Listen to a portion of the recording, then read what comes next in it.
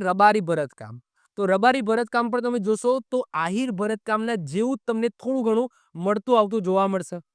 રબારી ભરતકામની અંદર તમને આભલા છે એ તમને વધારે જોવા મળશે. અરીસાઓ છે એ તમને વધારે જોવા મળશે. તો રબારી ભરતકામ ક્યાંનું છે સાહેબ? કચ્છનું છે.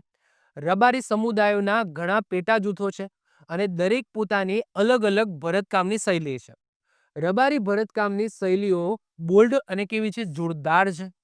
રબારી ભરતકામમાં તમને ઊંટ, મોર, વિંછી, હાથીઓની પણ વાઇબ્રન્ટલી રંગીન અને અમૃત રજૂઆત જોવા મળે છે.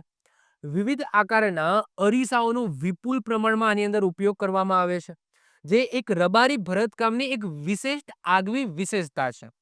જ્યારે રબારીઓના વિવિધ જૂથોના ભરતકામના ટાંકા કે વધુ કે ઓછા પ્રમાણમાં સમાન હોય છે, વધુ ઓછા પ્રમાણમાં સમાન હોય છે એમની આ શૈલીની અંદર, ત્યારે ઢેબરિયા રબારીઓ પાસે એપ્લિક પ્લસ ભરતકામની ફ્રી હેન્ડ ડિઝાઇન અનોખી શૈલી હોય છે, જેમાં બોલ્ડ અને રંગબેરંગી મોટિવ્સનો ઉપયોગ થાય. હવે મોટિવ્સ એટલે શું?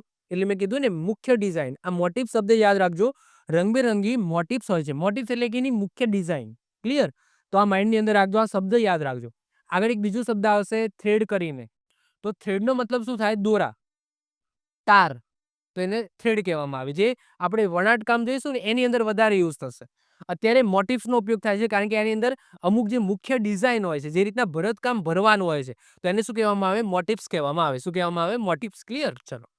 આવી જ રીતના ઓછા સમયની અંદર મહત્વપૂર્ણ નોલેજ મેળવવા માટે અને મને સપોર્ટ કરવા માટે આજે જ આપણી યુટ્યુબ ચેનલ ટીચિંગ કિશન ક્લિપને સબસ્ક્રાઇબ કરો.